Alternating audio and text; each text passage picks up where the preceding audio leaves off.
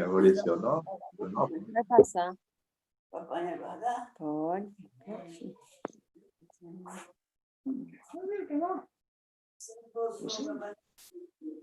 Isso mesmo. Ô, Viana. Eu não quis.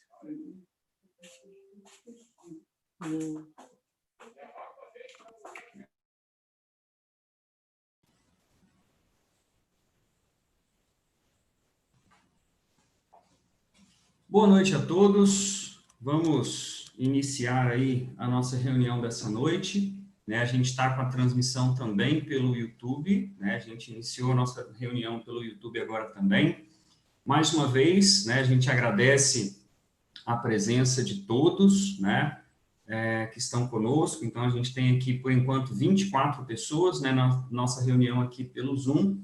E nós temos 7 pessoas participando, né? Também assistindo a reunião pelo YouTube. A gente pede ao pessoal que está pelo YouTube, né? Como já é de costume, identifica de onde você é, só para a gente ter, né? E poder mandar, né? Um oi para você também, né? E saber até onde, né? Essa transmissão está alcançando as pessoas que a gente tem conseguido preencher esse espaço com uma palavra, com uma mensagem da vinda da palavra do Senhor, né? Lembrando que hoje, né, a gente fez uma inversão no nosso horário, então pela manhã a gente teve o Simon trazendo uma mensagem para a gente, né? E agora à noite a gente continua com a série de estudos que o Luiz está desenvolvendo em Neemias, né? Então a gente fez essa inversão nos nossos horários, mas é como se a nossa escola dominical tivesse vindo para a noite, né? Então, o nosso horário, nesse momento, vai ser preenchido pelos estudos que o Panhão vai continuar trabalhando, né? E preenchendo mais um domingo, sendo que no próximo domingo, né, o Adilon também tem a oportunidade de dar continuidade aos seus estudos nas 2 classes temáticas que a gente tem avançado aí, ok? Então, vamos estar orando, né? Vou pedir ao Dudu, vou ligar o som do Dudu, vou pedir ele para orar, por favor, se estiver tudo bem lá, se ele puder. Dudu, tudo bem por aí? Funcionando seu som?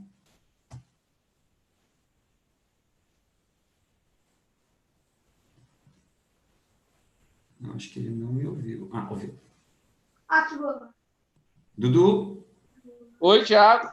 Opa, boa noite, cara, tudo bem? Boa noite para todo mundo. Você pode orar para a gente, por favor, Dudu? Posso sim. Eu estava Então, acabando de ajeitar as coisas aqui. tudo bem, cara. Vamos orar, então. Vamos orar. Senhor, nosso Deus, amado querido Pai, graças te damos, Senhor Deus, mais uma vez pela tua bondade em nossas vidas, Senhor Deus. Temos podido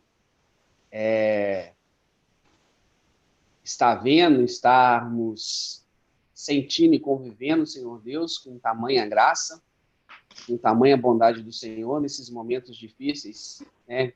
Cada um de nós estamos vivendo, cada um lidando, Senhor Deus, de uma forma, mas nós queremos te agradecer, porque o Senhor tem sido bondoso e o Senhor tem cuidado de nós. Temos sentido esse cuidado dia após dia. Queremos te agradecer pela reunião hoje cedo que tivemos, né, Senhor Deus, a oportunidade de matar um pouco de saudade do nosso irmão Simon, né? Um dos benefícios, Senhor Deus, desse aplicativo que nós estamos usando para nos reunirmos na tua presença, é poder, né, Senhor Deus, estar vendo irmãos e podendo ouvir, né, da tua palavra, irmãos à distância.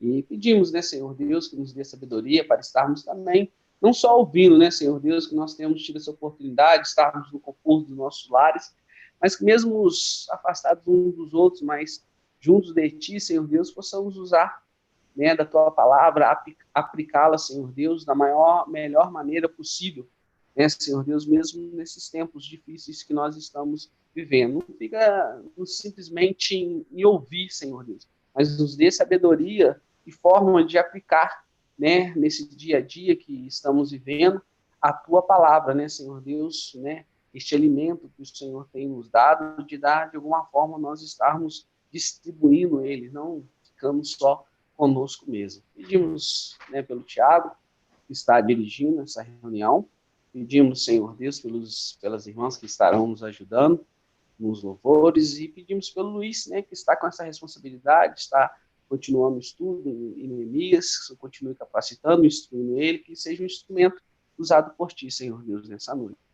E também, Pai, abre nossos corações, nossos entendimentos para a tua palavra, Senhor Deus, que ela venha atingir não só a nossa mente em si, Senhor Deus, somente nossos ouvidos, mas que ela possa estar chegando nos nossos corações e que o Senhor nos ajude a colocá-la em prática, Pai. Graças te dou por cada irmão, cada irmã, cada família, Senhor Deus, que já tem se achegado, Senhor Deus, aqui no aplicativo para estar assistindo a reunião, e porventura aqueles também que estarão se conectando ainda, né, Senhor Deus, que sejam todos impactados, Senhor Deus, pela tua palavra. Graças te damos por tudo, em nome de Jesus. Amém. Amém. Obrigado, Dudu. Eu pedi a Dani, né, antes da gente iniciar, que ela, se ela pudesse estar acompanhando a gente com 2 hinos, né, eu vou estar pedindo ela para liberar o áudio. O Dimas não está por aqui agora, então eu vou estar transmitindo a letra do hino. É o hino de número 54 e o hino de número 100. A gente vai estar fazendo, cantando, né, entoando esses hinos agora. Deixa eu compartilhar o inário aqui.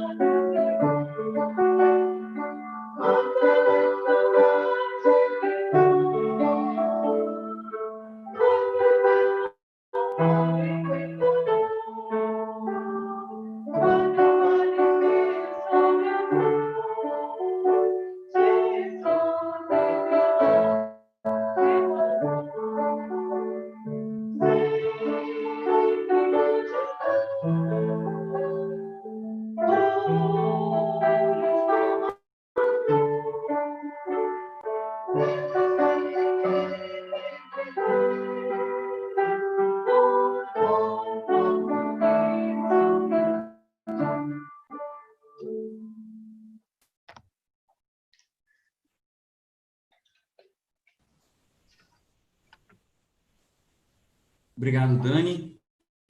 Eu queria pedir, vamos ver se eu consigo me comunicar com esse senhor para ele poder orar para a gente. Salomão, posso pedir ao senhor para orar, por favor?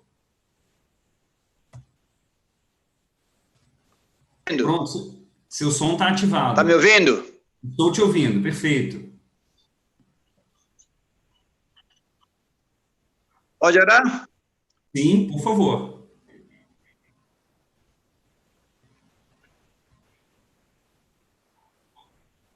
Pronto? Sim, pode começar. Nosso Deus e nosso Pai,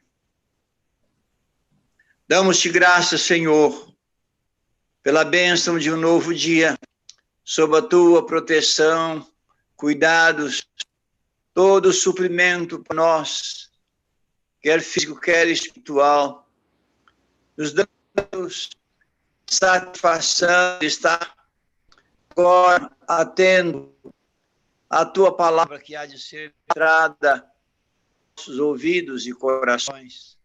Desejamos, Pai, que as nossas possam se regozijar naquilo que vamos ouvir e que o teu nome seja engrandecido no meio do teu povo neste momento. Oramos pelo Filho para que tenha toda a segurança em ti, dependendo de ti, para que a palavra que sair dos seus lábios venham da parte do Senhor para nós.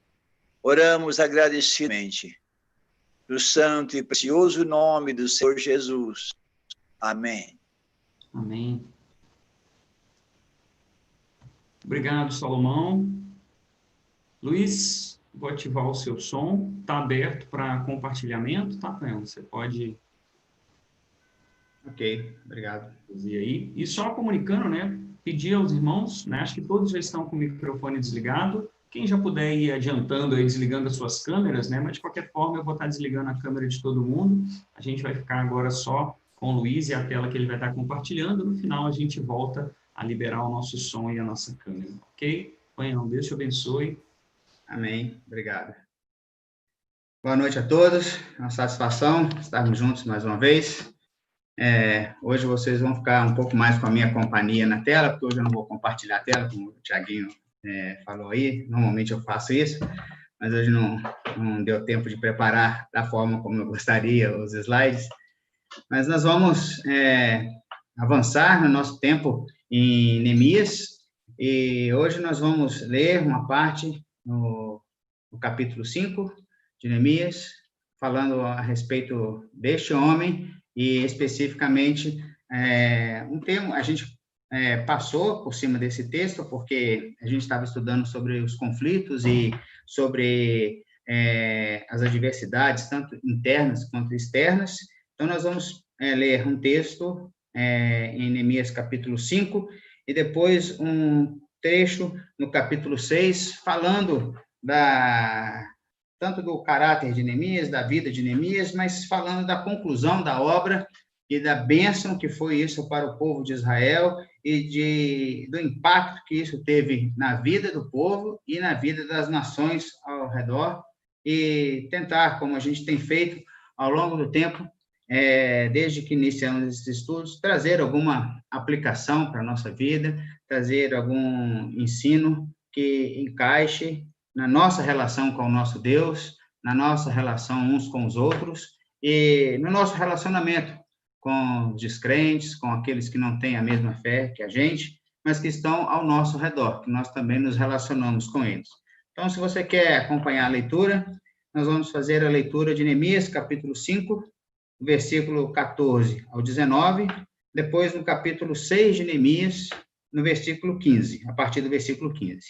Então, no capítulo 5 de Neemias, versículo 14, diz assim: Além disso, desde o 20º ano do rei Artaxerxes, quando fui nomeado governador deles na terra de Judá, até o 32º ano do seu reinado, durante 12 anos, nem eu, nem meus irmãos comemos a comida destinada ao governador.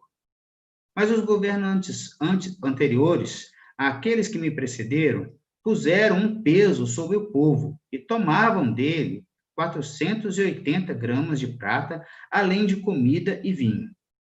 Até os seus auxiliares oprimiam o povo. Mas, por temer a Deus, não agi dessa maneira.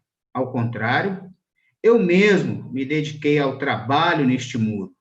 Todos os meus homens de confiança foram reunidos ali para o trabalho, e não compramos nem um pedaço de terra. Além do mais, 150 homens entre os judeus do povo e seus oficiais comiam à minha mesa, como também pessoas das nações vizinhas que vinham visitar-nos. Todos os dias eram preparados à minha custa um boi, 6 das melhores ovelhas e aves, e cada 10 dias eu recebia uma grande remessa de vinhos de todo tipo. Apesar de tudo isso, jamais exigia comida destinada ao governador, pois eram demasiadas as exigências que pesavam sobre o povo. Lembra-te de mim, ó Deus, levando em conta tudo o que fiz por este povo. Agora, capítulo 6, versículo 15. O muro ficou pronto no 25º dia de Elul, em 52 dias. Quando todos os nossos inimigos souberam disso, todas as nações vizinhas ficaram atemorizadas e com o orgulho ferido, pois perceberam que essa obra havia sido executada com a ajuda de nosso Deus. E também naqueles dias, os nobres de Judá estavam enviando muitas cartas a Tobias, que lhes enviava suas respostas, porque muitos de Judá estavam comprometidos com ele por juramento, visto que era genro de Secanias, filho de Ara, e seu filho Joanã havia se casado com a filha de Mesulão, neto de Berequias. Até ousavam elogiá-lo na minha presença e iam contar-lhe o que eu dizia, e Tobias continuou a enviar-lhes cartas para intimidar-me. Depois que o muro foi reconstruído e que eu coloquei as portas no lugar, foram nomeados os porteiros, os cantores e os levitas. Para governar Jerusalém, encarreguei o meu irmão Anani, e com ele Ananias, comandante da fortaleza, pois Ananias era íntegro e temia a Deus, mais do que a maioria dos homens. Eu lhes disse: as portas de Jerusalém não deverão ser abertas enquanto o sol não estiver alto. E antes de deixarem o serviço, os porteiros deverão fechar e travar as portas. Também designei moradores de Jerusalém para sentinelas, alguns em postos no muro, outros em frente às suas casas.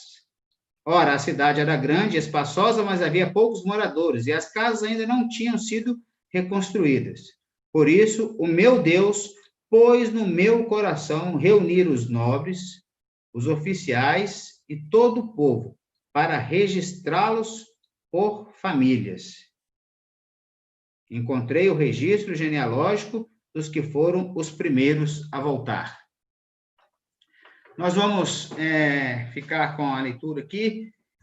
Se segue uma lista de nome no capítulo 7, ela tem uma razão de estar aqui, ela não está perdida e não é sem significado, a gente vai fazer um breve comentário a respeito dela ao final, mas eu gostaria de iniciar pensando a respeito de Neemias e do lugar que ele ocupou. Nós vimos Neemias chegando, iniciando a história no livro de Neemias, como ocupando um lugar de extrema confiança ao lado do rei Artaxerxes, e ele mesmo escreve: naquela época eu era copeiro do rei, e nós já explicamos, nós já conversamos que não era apenas alguém que entregava o vinho, a comida, ou era alguém que experimentava a comida ou a bebida do rei, mas era também alguém de extrema confiança, alguém que participava das reuniões mais importantes do império, alguém que acompanhava o rei quando ele tinha que fazer viagens, e alguém que foi preparado para ser um homem de confiança. E, por conta disso, também participou de muitos encontros, participou de muitas reuniões de diplomacia, de resoluções importantes ao longo do tempo, acompanhando o rei. E aqui, no capítulo 5, a gente vê que Neemias foi nomeado governador. Ele sai de uma posição de copeiro, que não é algo simples, né, que está ali do lado do rei, e ele vai, então, para Judá, para Jerusalém, e ele vai lá para ocupar lugar de governador. Só que quando ele deixa o Império Medo-Persa, ele está numa posição de privilégio também. Ali tem riquezas, ali ele está vivendo no palácio, ele está acompanhando o rei, e ele vai para uma obra que é restaurar os muros de um povo que está humilhado, abandonado, em sofrimento, em desprezo pelas nações ao redor.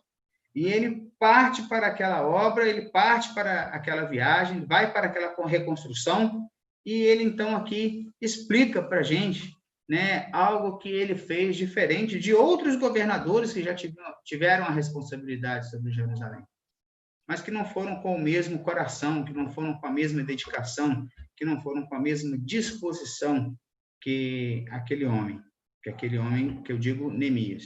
E eu quero, ao pensar sobre o caráter de Neemias nessa primeira parte da nossa mensagem hoje, destacar 3 coisas, né? O caráter de Neemias, né? A confiança, né, dele na relação com Deus e a sua coragem para a ação. Né? O caráter de Neemias, né, é todo ele forjado, é todo ele baseado na sua relação com Deus a partir do temor do Senhor. Né? Nós já vimos isso num outro momento, falando da ação e da disposição dele de submeter as Escrituras. A oração dele no início do livro é uma retomada aos princípios que o povo dele um dia abandonou e por isso foi levado para o cativeiro. Ele se arrepende, ele retoma os mandamentos que o povo tinha abandonado, isso tudo reconhecendo que o povo tinha abandonado os mandamentos porque não estava temendo ao Senhor, e ele é um homem comprometido e temente a Deus. E porque temia a Deus, né, Neemias reconhecendo a dificuldade, a miséria do povo, e até mesmo o quanto que era pesado o lugar de governador, os direitos de governador, ele, por temer a Deus, ele não se vê em prejuízo em abrir mão de direitos. Ele não vê em prejuízo em não receber o que lhe era devido. Mas, pelo contrário, ele ainda oferece, ele ainda dá, né? Tanto aqui neste capítulo, a gente vê que ele assume responsabilidades, mas lá no final do capítulo 7, a gente vai ver também que ele fez doação para restabelecer a vida da cidade de Jerusalém, tanto na parte estrutural quanto na parte do templo. Ele fez doação para que a vida em Jerusalém voltasse à rotina. Então, uma primeira coisa que eu gostaria que a gente pensasse, né, a importância, a gente estudou com o Jorge Luiz recentemente sobre o temor do Senhor, né, e o quanto que a nossa relação e o temor a Deus, né, tem um impacto no nosso caráter, irmãos. Né? A gente tem diversos tipos de personalidade, de jeitão de cada um, mas o nosso caráter, ele é moldado por Deus e ele deve ser conformado ao caráter de Cristo. Independente se você é uma pessoa mais tímida, mais extrovertida, mais calado, mais falante, mais alto, mais baixo, mais magro, mais louro, né, mais moreno, né? O nosso caráter, ele tem que ser moldado à pessoa de Cristo, e é nosso relacionamento com Deus, é a nossa disposição de viver sobre a autoridade da palavra do Senhor, que vai mostrar, que vai revelar a nossa disposição de ter o nosso caráter moldado, porque vai ser ali na palavra do Senhor que nós vamos ver o nosso pecado, que vamos ver a nossa má conduta, as nossas más intenções sendo confrontadas pela palavra de Deus. E então, ali nós vamos receber uma instrução sobre como nos portar, sobre o que abandonar do velho homem e o que assimilar e revestir do novo homem que se refaz para o pleno conhecimento de Deus em Cristo Jesus. Agora, se eu questiono a autoridade da palavra de Deus, se eu não aceito plenamente a inspiração da palavra de Deus do início ao fim, se eu não consigo entender que essa palavra ela foi confiada totalmente a Deus para a instrução e para a transformação da minha vida, e eu vou ver o que se adequa à minha realidade, como eu suporto algumas coisas, para assim aceitá-la, de fato, eu vou ter limitações em alcançar um coração sábio, um coração temente a Deus, e ver o meu caráter sendo forjado como o caráter de Cristo.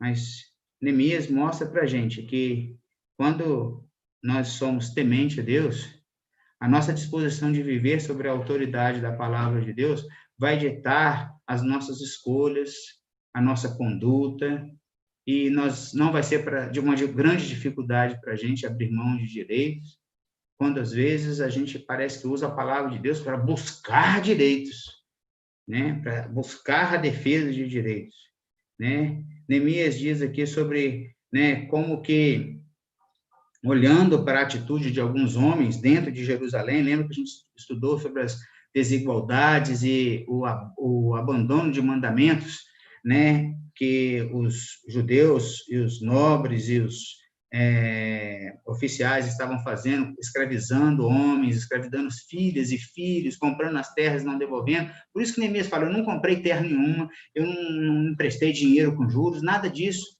Muito pelo contrário, eu fui trabalhar no muro, os meus homens não compraram, a gente foi trabalhar. Ele está ali como exemplo, ele está ali como alguém que se mostra como exemplo, dizendo que abriu mão de direitos e ainda fez coisas que oficialmente o governador não deveria fazer. Ele diz, ele reconhece que, por temor ao Senhor, ele vê as coisas de uma forma diferente. Irmãos, é o nosso temor a Deus que vai fazer a gente reconhecer as necessidades de quem está ao nosso redor de uma forma diferente. Às vezes tem pessoas que estão vivendo dificuldade na saúde, vivendo dificuldade financeira, material, ou nos relacionamentos, e é uma confusão, e é por conta da história da família, é por causa do desemprego, é por conta de más escolhas na vida, né?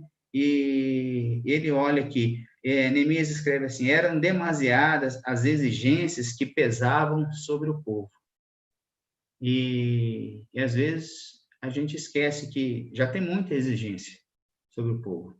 E nós, Igreja do Senhor Jesus Cristo, temos um evangelho da graça, o evangelho de Jesus Cristo, para apresentar que ele é uma exigência, sim, mas não com a nossa ideia, não com o nosso ideal, não com a nossa conformidade, mas com a conformidade da pessoa e da obra de Cristo, ou seja, ele que é santo, e ele deve ser apresentado como um evangelho santo, de uma pessoa santa que morreu por homens e mulheres injustos, ímpios, impiedosos, frágeis, perdidos, que já tem muitas exigências sobre si, e que são frágeis, mas que tem um Deus que pode acolhê-los.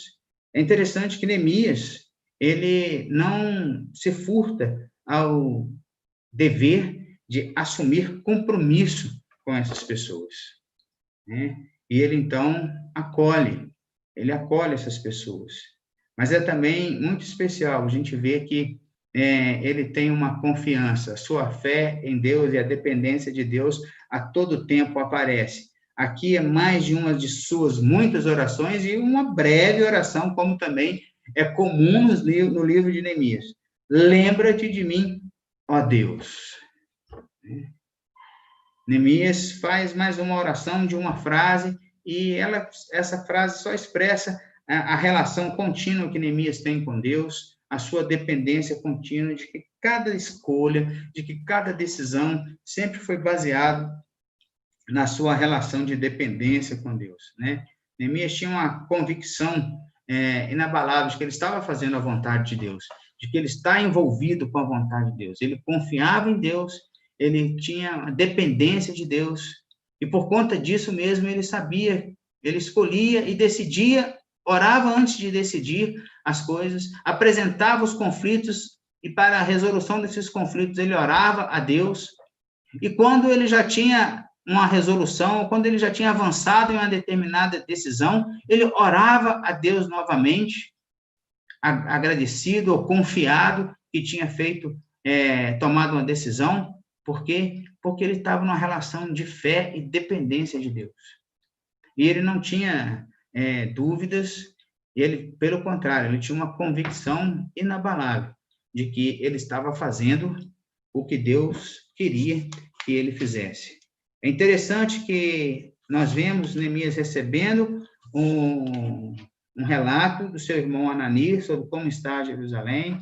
Ele passa um tempo orando, depois ele ganha o direito, junto ao rei, de fazer a viagem, certo de que a bondosa mão de Deus estava sobre ele. Depois ele chega em Jerusalém, e antes de ele investiga, ele anda, e ele relata, né? Eu não havia contado a ninguém o que Deus havia posto em meu coração. Depois, hoje, no texto que nós lemos, depois de ter construído o muro, ter assentado as portas, ele percebe que tem uma fragilidade, tem novas demandas para ele prestar atenção.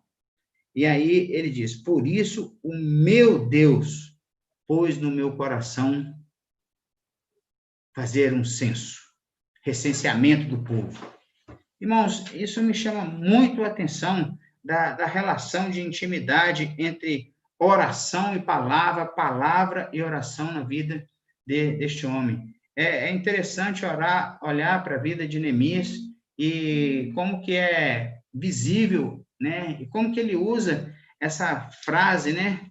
Às vezes a gente tem medo de ouvir essa frase e mais medo ainda de falar essa frase. Deus colocou isso no meu coração, né? Parece que Deus não pode colocar coisas no nosso coração hoje em dia, né?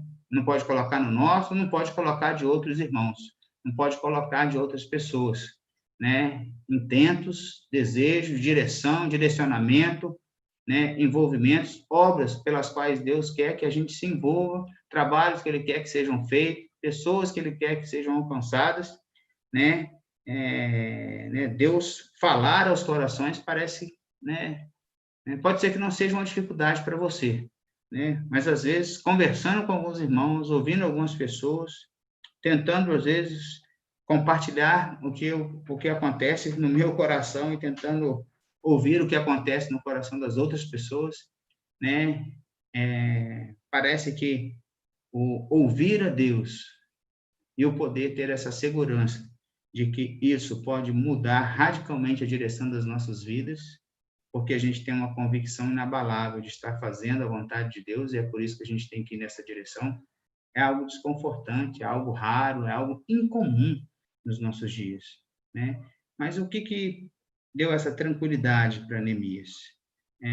A gente percebe que ele tem uma relação de fé e dependência, e essa dependência ele expressa também quando de uma forma muito especial, né? Ele declara assim, né, depois de um momento de conflito, de mais uma maquinação dos inimigos para, né, do trio lá, Sambalate, Tobias e Gesem, de incriminá-lo com insinuações, com perseguição, com ataques à sua pessoa, e depois até com um arranjo envolvendo um sacerdote para que Neemias entrasse no templo, e Neemias se protege de uma forma íntegra por causa do seu temor ao Senhor, por causa da sua fé e dependência de Deus, e ele finalmente declara, o muro ficou pronto.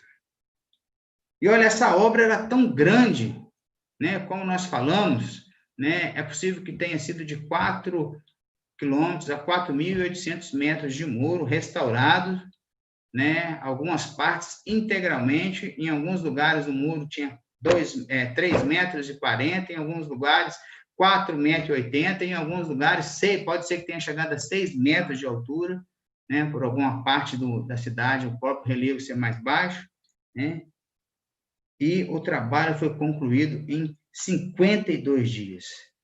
Mas olha só a dependência, a fé e o testemunho de Neemias, e que foi para todas as nações, não foi só para Neemias e para os judeus, mas foi para as nações ao redor, para os inimigos. Quando eles perceberam que a obra estava feita, não tiveram dúvida que ela havia sido executada com a ajuda de Deus. Irmãos, é interessante que aqui são os inimigos que não estão tendo dúvida que a obra foi executada com a ajuda de Deus. E a minha preocupação e temor é quando a obra de Deus está sendo feita entre nós e a gente está tendo dúvida se a obra está sendo feita com a ajuda de Deus. Neemias, ele revela além de caráter, de confiança, coragem. E essa coragem não está nele mesmo, né? Mas está realmente na sua relação com Deus, né? Porque ele tinha uma relação com Deus, ele não se preocupava, nem dependia do que os outros pensavam dele, né? Coragem é um antídoto para desânimo e perseguição. E Neemias, ele enfrentou muito desânimo daqueles que estavam ao redor e foi perseguido por aqueles que não queriam o avanço daquela obra. Mas foi a relação dele com Deus, tanto de falar com o Senhor, quanto de ouvi-lo falando ao seu coração. Um compromisso firme de viver comprometido com aquilo que ele sabia da palavra de Deus. E de estar certo de que o povo precisava de resgatar aqueles princípios bíblicos que um dia o povo tinha abandonado e por isso tinha experimentado a consequência de ser levado no cativeiro. E ele, então, quando vai promover algumas reformas sociais, restaurando, trazendo o povo para a obediência à palavra e trazendo esse povo para obedecer aos mandamentos que eles estavam abandonados, que eles haviam abandonado. Quando ele convoca o povo para fazer e para assumir a obra e para se encorajar, ele diz, estejam certos, nós vamos enfrentar uma dificuldade, sim. Quando os inimigos ameaçam que vão invadir, ele diz, fiquem tranquilos, nosso Deus lutará por nós. Nós estamos aqui para fazer a obra que nosso Deus nos convocou. Depois ele diz, quando a obra estava em andamento, ele recrimina aqueles que estavam sobrepondo impostos, vendendo as terras dos seus irmãos e dizendo, vocês não deviam estar fazendo assim, por temor ao nosso Deus. Ele diz o que mudou na vida dele por temor a Deus. E ele segue dizendo, porque Deus falou ao meu coração, eu pude tomar algumas decisões, porque Deus nos havia ajudado, a obra foi executada, mas não deixou de haver confronto, não deixou de haver desconforto. É interessante, né? Neemias fala que a obra foi completada, que a obra foi executada com a ajuda do nosso Deus. E imediatamente o texto fala assim, e também naqueles dias, os nobres oficiais de Judá estavam mandando cartas para Tobias, o inimigo. Inclusive, elogiavam ele na frente de Neemias, né? Lembravam, olha, Tobias está nas paradas aí. E Neemias fala, sempre com a tentativa de intimidar. Às vezes a gente tem a ideia de que na obra de Deus parece que a gente não vai ter descanso. Não é parece, irmão, não é parece que não vamos ter descanso, não. Não vamos ter. Nós não estamos aqui para descansar. É importante ter descanso, sim, é importante ter cuidado com a nossa vida, descanso no sentido de não perdermos a saúde, a sobriedade, né? Mas descanso numa batalha, descanso numa luta, no terreno do inimigo, descanso no aspecto de abandonar a espada, abandonar o escudo da fé para relaxarmos diante da vida que se segue. Não, esse tipo de descanso não existe para nós enquanto peregrinos aqui neste mundo. Mas Neemias também, ele fala da sua coragem em levar a obra adiante. Ele apresenta o avanço da obra, e Neemias tinha ido para Jerusalém com um objetivo específico. E eu quero lembrar aos irmãos, porque parece, né? Senão às vezes a gente pensa assim, então agora acabou o muro, a obra está completa. Sim, lembrem-se, quando ele foi pedir ao rei Artaxerxes para poder ir a ajudar, ele falou assim, né? Olha, como é que eu vou estar bem se a cidade onde os meus pais estão sepultados, os muros estão em ruínas e as portas estão queimadas?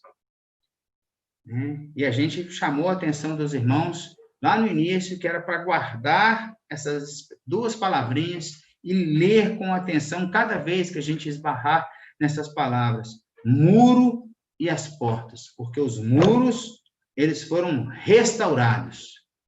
Os próprios recursos foram tirados dos muros e das pedras que tinham caído. Ele tirou a sujeira daquelas pedras e ele tirou os recursos ali do chão mesmo. E dali as pedras foram restauradas para a construção. Agora as portas haviam sido queimadas. Então foram novas portas.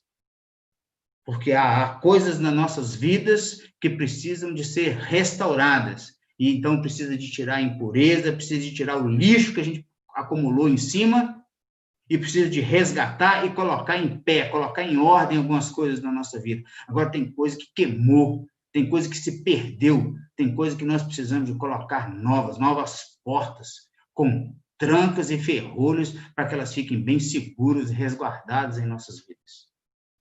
Eu vejo essa aplicação, irmão, sem querer exagerar, talvez na metáfora, mas eu entendo que a todo tempo, né, há uma possibilidade de preocupação, de aplicação com o que são os valores e que é a rotina da nossa vida no dia a dia. Neemias fala no capítulo 7, depois que o muro foi reconstruído e que eu recoloquei as portas no lugar, foram nomeados os porteiros, os cantores, os levitas, e para governar encarreguei o meu irmão Anani, e com ele Ananias, o comandante da fortaleza, pois Ananias era íntegro e temia a Deus.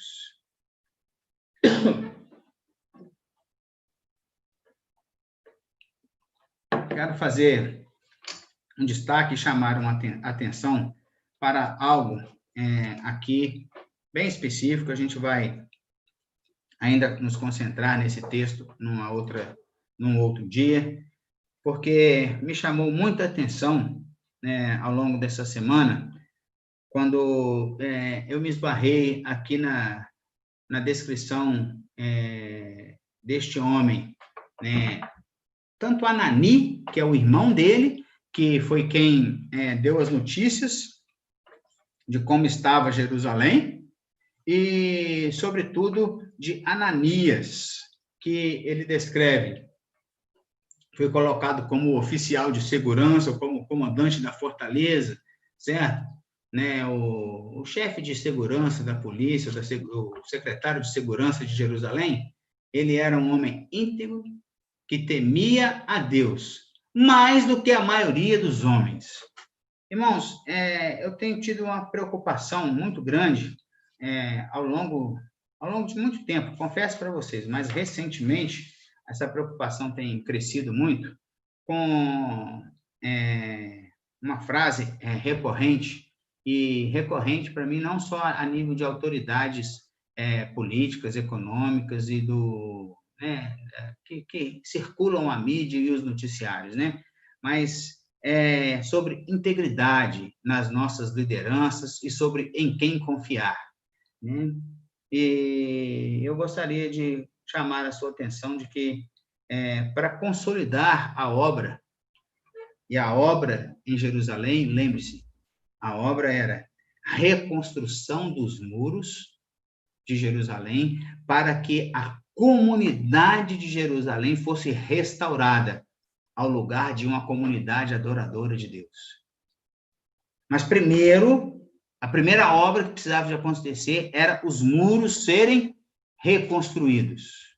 Teve problema com pessoas, teve crise externa e interna, conflitos graves, ameaças, e Neemias foi, resolveu, mas a obra não parou, porque tinha que ter uma prioridade. Como que às vezes nós falhamos em levar um projeto adiante, porque não priorizamos alguma coisa, e inclusive resolvemos aquilo que aparece no meio do caminho, mas seguimos com prioridade, porque aquilo é algo que é essencial para atingir um objetivo maior.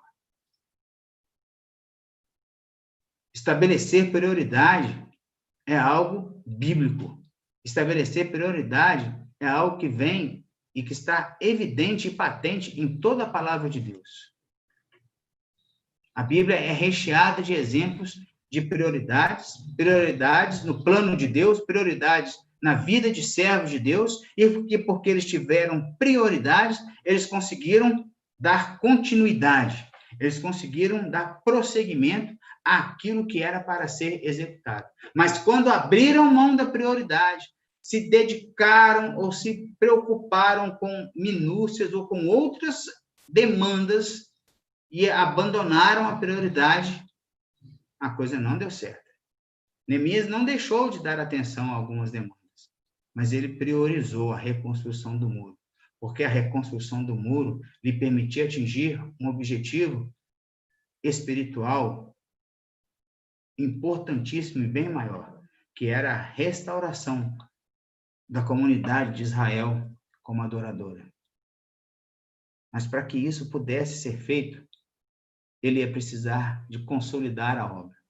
E consolidar aquela obra física, ele precisava de homens, ele precisava de pessoas, para consolidar aquela obra que depois que foi usado muitos homens e mulheres, não tem dúvida disso.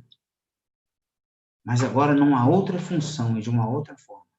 A consolidação da obra, a continuidade, lhe apresenta e lhe expõe a novas demandas e necessidades.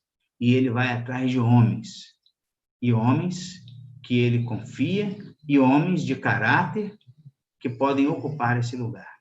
Eu gostaria de chamar a sua atenção para o que ele usa para descrever Ananias. Um homem que é considerado, aqui no texto, ele foi colocado como íntegro e que temia a Deus mais do que a maioria. Né? O temor do Senhor é aquilo que desperta e que forja o nosso caráter à imagem da pessoa de Cristo. Por quê? Porque o temor do Senhor é o que vai nos expor à santidade do nosso Senhor, é o que vai revelar quem é o nosso Senhor, e na medida que revela quem é a pessoa santa e pura e perfeita do nosso Senhor, também vai apontar para a gente quem nós somos, imperfeitos, impuros, limitados.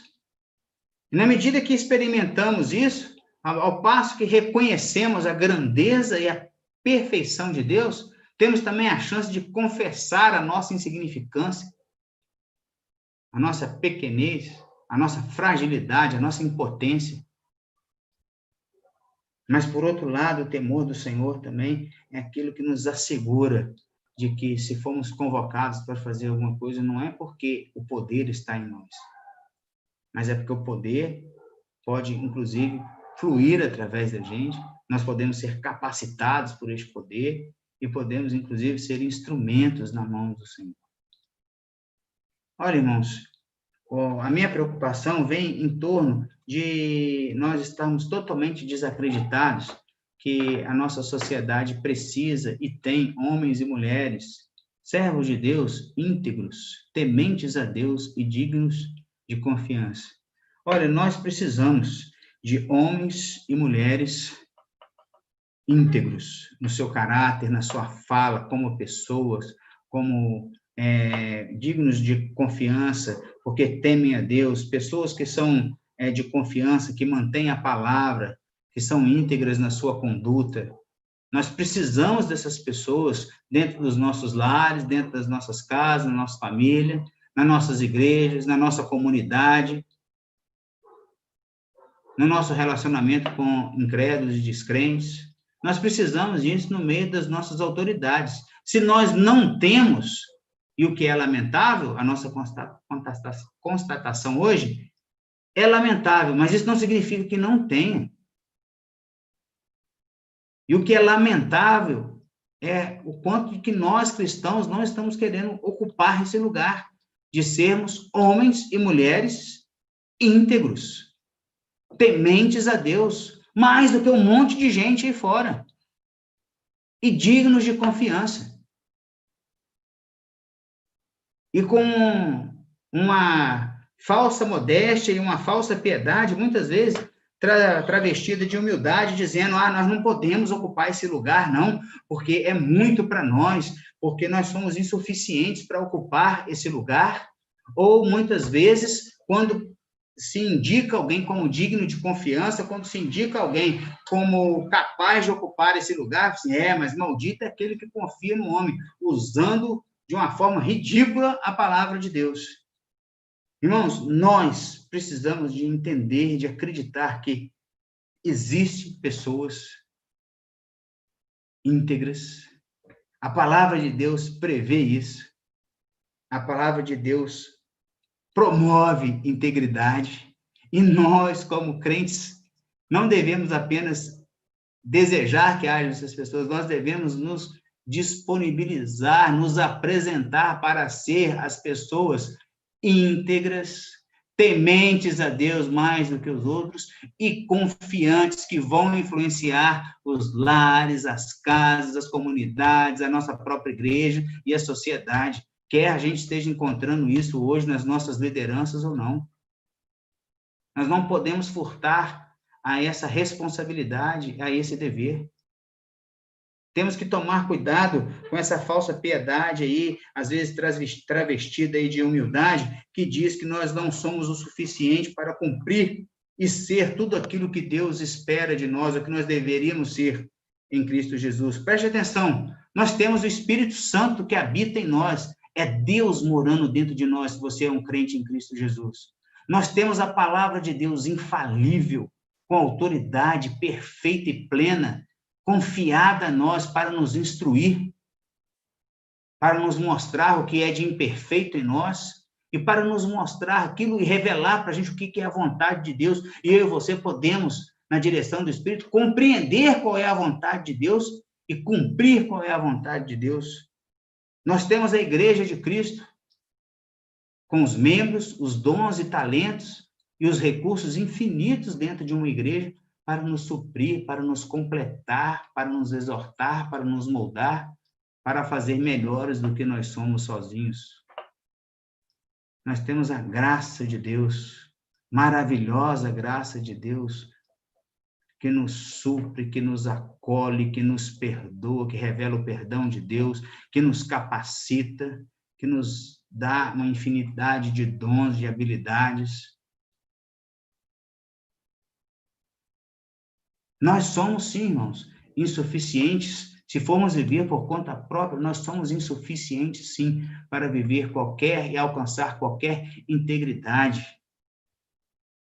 na presença do nosso Deus. Mas nós estamos, pela fé, unidos em Cristo Jesus. Nós somos totalmente transformados. Nós temos uma nova vida, nós temos uma capacidade de ser muito mais do que nós estamos vivendo.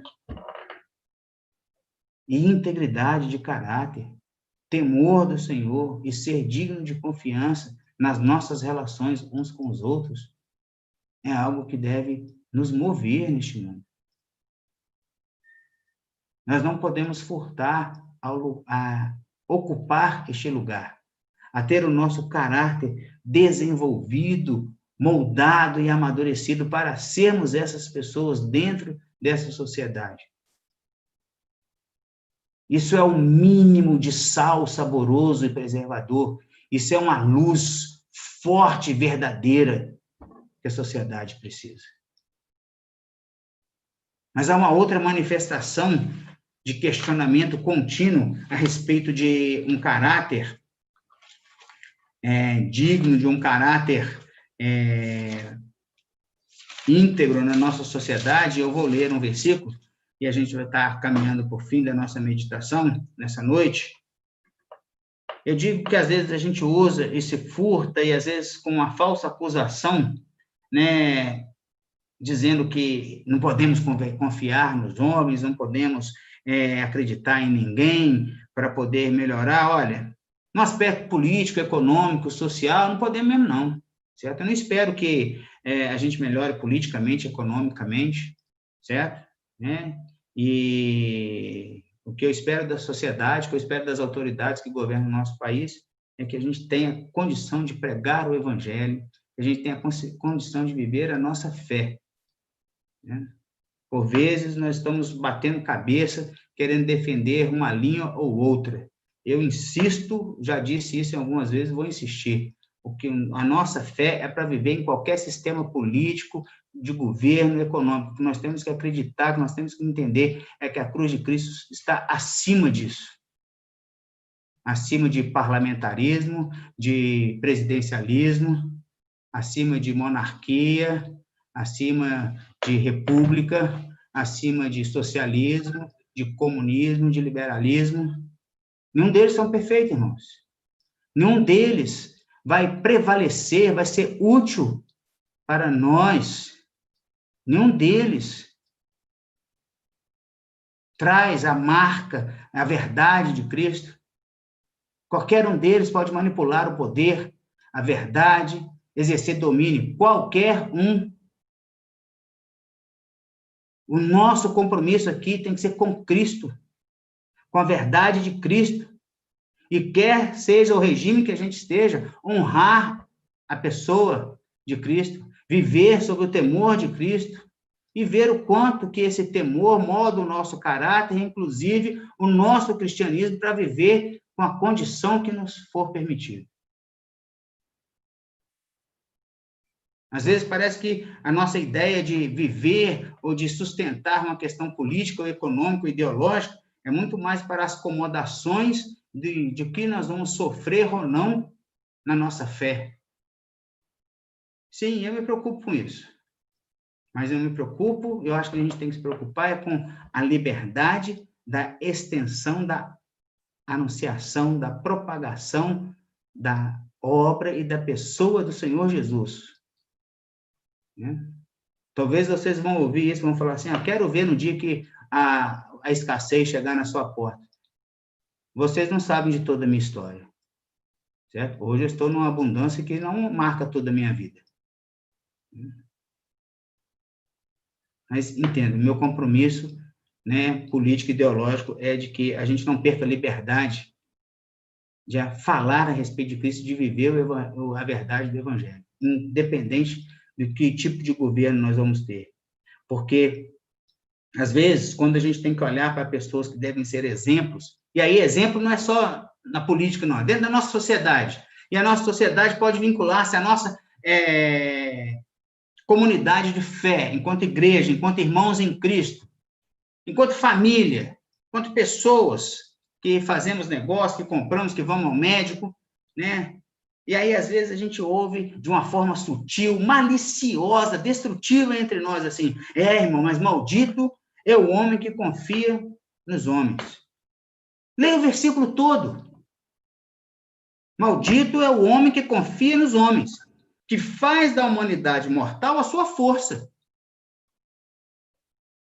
mas cujo coração se afasta do Senhor. Irmão, eu não sou cardiologista, não. Certo? Mas eu vou num cardiologista porque eu confio nele. Eu confio no homem. Ele estudou, certo? E eu confio nele. E o ano passado eu fui e meu exame cardiológico deu problema e eu tive que fazer outros 3 exames, certo? E, graças a Deus, os problemas não acusaram nada sério, não. E esse ano eu voltei no mesmo cardiologista porque eu continuo vivo e continuo achando ele um bom médico e eu confio nele. E eu fui lá, e outra vez meu elétrico deu problema, e eu tive que fazer outros 2 exames, e um exame acusou o problema, e ele me mandou para um outro exame, e graças a Deus eu fiz o exame, e não tem nada demais. Inclusive, mostrou que o problema no elétrico pode ser um problema congênito, mas que não é grave, que não tem nada demais no meu coração. Estou dizendo para você que você confia em pessoas, mas que de uma hora para outra, a gente começa a ficar desconfiado, certo? Mas não pelos motivos certos, porque eu não faço do Dr. Rezende, né, a minha força, porque eu pedi a Deus para que eu fosse nele, e que se fosse ele o homem que Deus quisesse que eu continuasse consultando, que ele tivesse condições de me atender, e que eu fizesse os exames e que Deus orientasse para que eu pudesse ter um resultado, que se fosse algum problema, e eu não estou sentindo absolutamente nada, que desse alguma coisa certa, ou se não, que Deus mostrasse que não era nada, e que Deus mostrasse, inclusive, para o médico, que tem condição de avaliar o diagnóstico, os exames e as imagens, o que era. Eu estou dizendo isso porque, não só porque esse médico, inclusive, é um irmão em Cristo, mas porque o meu coração está afastado do Senhor. E eu não estou colocando, quando eu confio em algumas pessoas, a minha vida na mão dessas pessoas. Agora, a Bíblia diz que nós temos que ser pessoas dignas de confiança, sim. Sabe que bobagem é essa? Que cristianismo tosco é esse que nós estamos querendo viver, que ninguém é digno de confiança? Não, eu confio em homens e mulheres crentes, inclusive, para poder ouvir das lutas do meu coração, para poder orar por mim, e pela minha esposa, e pelos meus filhos, pela minha família, para poder ouvir das coisas duras que eu tenho enfrentado na vida. Não é qualquer um que ouve as coisas do meu coração, não. E aí, às vezes, falta isso entre nós. Pessoas que queiram ser e ocupar esse lugar, dignas de confiança, que temem a Deus, que são íntegras, capazes de assumir uma grande responsabilidade. A responsabilidade que Neemias está dando a esse homem Anani é por ele, porque vai ser segurança da cidade onde ele vai morar, é a responsabilidade por todos, por um grupo enorme. E o texto de Neemias diz que tem um homem que é bendito. Bendito é o homem cuja confiança está no Senhor. Então, confie no Senhor. Se você confia no Senhor, isso já faz de você e de mim pessoas dignas de confiança. Temem a Deus, cuja confiança está no Senhor. Eu não me afastei do Senhor. E aí o texto de Jeremias diz assim: ele será como uma árvore plantada junto às águas e que estende as suas raízes para o ribeiro. Ela não temerá quando chegar o calor, porque as suas folhas estão sempre verdes. Não ficará ansiosa no ano da seca, nem deixará de dar fruto. Talvez o que Jeremias me explica é que homens e mulheres crentes em Cristo Jesus, que têm que ser homens e mulheres íntegros, tementes a Deus e dignos de confiança, são como árvores plantadas. Então, ao encerrar nessa noite, eu quero rapidamente te desafiar e te convocar e te convidar a ser uma árvore plantada. Uma árvore plantada, ela não está ali à toa, ela não é um evento da criação no sentido de eventualidade, ela não está ali à toa, ela foi plantada, ela foi colocada ali, e ela é resultado de uma semeadura. Eu e você somos resultado de uma semeadura, se você é um crente em Cristo Jesus. Ela está plantada junto à corrente de água, porque ela está recebendo continuamente. Porque ela está sendo hidratada e recebendo os nutrientes. Ela tem raízes firmes. Aquilo que é o seu fundamento fica escondido, é invisível. Mas ela tem folhas verdes e mesmo na sequidão, mesmo na hora difícil, os seus frutos, ela tem o que mostrar. Ela pode oferecer abrigo na sua sombra e ela tem fruto para alimentar o outro. Esses são homens e mulheres íntegros de coração. tementes a Deus e dignos de confiança. Irmãos, eu e você precisamos ser essas pessoas. Eu e você precisamos dessas pessoas para a nossa vida. E precisamos de oferecer esse tipo de caráter para a sociedade ao nosso redor. Que Deus nos abençoe. Amém.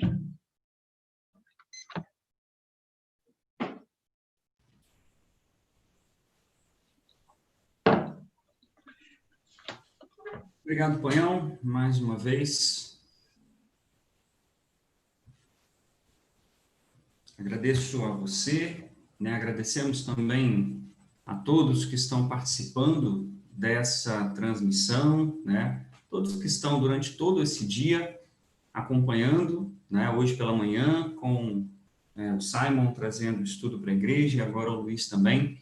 E são várias famílias, né, várias igrejas que têm passado aqui pelos últimos dias, né, e são motivos para a gente estar orando, né. O Johnny esteve com a gente, né, o Fábio Sanches, o Fabiano, o Simon, né, o Luiz tem trazido estudo para a gente também, o Adilon também tem tido essa oportunidade em estar aqui também, o Jorge também trazendo. Então são vários irmãos em vários lugares diferentes, com várias situações diferentes durante esse momento que a gente tem enfrentado, e são vários motivos para a gente estar orando, estar lembrando, né, pedindo ao Senhor que os fortaleça, assim como nos fortaleça também, para a gente continuar falando e expondo, né, a palavra do Senhor através das mais diversas oportunidades que a gente tiver, e o Zoom acaba sendo mais uma delas, né? Então a gente agradece mais uma vez a presença das pessoas. A gente teve uma média ali de 16 pessoas acompanhando a transmissão pelo YouTube, né? A gente agradece por todos que estiveram acompanhando a nossa reunião pelo YouTube. A gente não tem uma listagem de todos que estão ali, alguns se identificaram, né? A gente agradece por eles. E também por todos que estão aqui acompanhando conosco pelo Zoom, né? A gente tem algumas pessoas que apareceram aí hoje, temos pessoas que já estão conosco há bastante tempo, né? Sem citar nomes, mas a gente gostaria de agradecer a todos que estão aqui. As nossas reuniões, elas seguem, né, pelo Zoom, até que a gente tenha, né, uma tranquilidade, uma certeza maior dos governos, né, para que a gente possa retomar, seja do governo municipal ou estadual. Temos aí, né, como já foi anunciado alguns domingos para trás, uma ideia, né, de que, como as coisas caminharem, a igreja vai estar se organizando para que possa, dentro de uma determinada possibilidade, retomar algumas reuniões presenciais, né? Inicialmente, né, o projeto do presbitério, juntamente com o diaconato, seria para as reuniões da semana, né, a terça e a quinta-feira, mas a gente, as devidas decisões, né, estão sendo tomadas para que todas as exigências sejam cumpridas aí, né? E sempre por meio de decretos e liberações ou não que a prefeitura tem passado para a gente. Mas enquanto a gente não tiver essa certeza de retomada, as nossas reuniões seguem por aqui, e os nossos horários, na terça-feira, a nossa reunião de oração, às 19h30, essa não é transmitida pelo YouTube, a gente fica, né, mais aqui pelo Zoom, né, o link é liberado junto ao grupo que a gente tem da igreja. Na quinta-feira, nós temos reunião de estudo bíblico, né, também às 19h30. Nessa próxima quinta-feira, né, nós teremos conosco o irmão Neudes, do Rio de Janeiro, então estejamos orando por ele e participando, né, desse momento que teremos juntos aqui. E no próximo domingo, né, assim como hoje, às 10 horas da manhã, a gente tem a nossa escola dominical. O Adilon retoma os seus estudos, né? Ele está trabalhando o Sermão do Monte com a igreja, então ele retoma os estudos, e às 18 horas, assim como hoje, o Fernando Fávero vai estar também trazendo a mensagem do Senhor para a igreja. Então, para todos esses compromissos, todos são mais do que convidados. A gente libera um link pelo Zoom, mas também liberamos um link pelo YouTube, né, para as reuniões de quinta e de domingo, e esse link ele é para ser compartilhado, então que os irmãos tenham a liberdade de enviar esse link para quem você quer que ouça a palavra do Senhor, né, seja aqui por meio do Zoom, onde acaba tendo uma interatividade um pouco maior, ou seja, pelo YouTube, onde talvez o alcance seja maior pela facilidade de acesso, né? Então, de qualquer maneira, a gente sempre tem o compromisso de estar liberando esses 2 links aí para que todos possam acompanhar, né, e ter mais uma maneira de estarmos juntos, mesmo que a distância, e principalmente ouvindo a palavra do Senhor. Vamos encerrar nossa reunião com uma palavra de oração. Eu queria pedir o Bruno para orar. Vou liberar o som do Bruno. Pedir ele para liberar.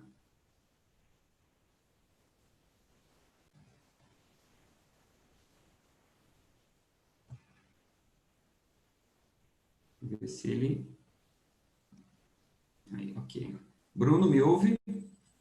Oi, estou te ouvindo. Você me ouve? Ok, te ouço sim, cara. Você pode orar, por favor? Posso. Só não se importem com o som de fundo, não, que a igreja aqui do lado está funcionando normalmente, viu? Tudo bem, cara. Vamos orar. Bendito Deus, querido Pai, nós te agradecemos por essa oportunidade de ter ouvido a tua palavra, termos sido desafiados e confrontados com ela mais uma vez.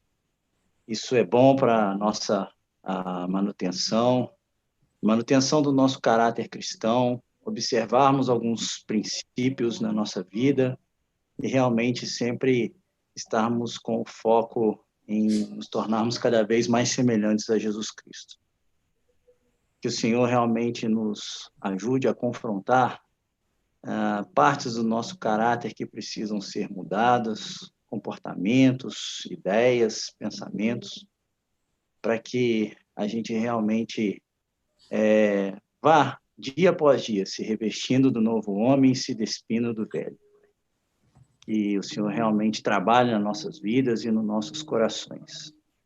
Agradecemos pela vida do Panhão que trouxe a tua palavra essa noite. Senhor, continue abençoando a vida desse teu servo e realmente o Senhor tenha falado realmente no coração dele, primeiramente, ó Deus, para que ele, acima de tudo, tenha sido transformado também pela palavra que ele trouxe a nós. Pedimos que essa transformação se estenda a todos, conforme o poder da tua palavra e do teu Espírito que habitam naqueles que confiam no Senhor. Essa é a oração que nós fazemos, agradecidos por essa oportunidade de estarmos aqui neste canal, podendo ouvir mais um pouco da tua palavra.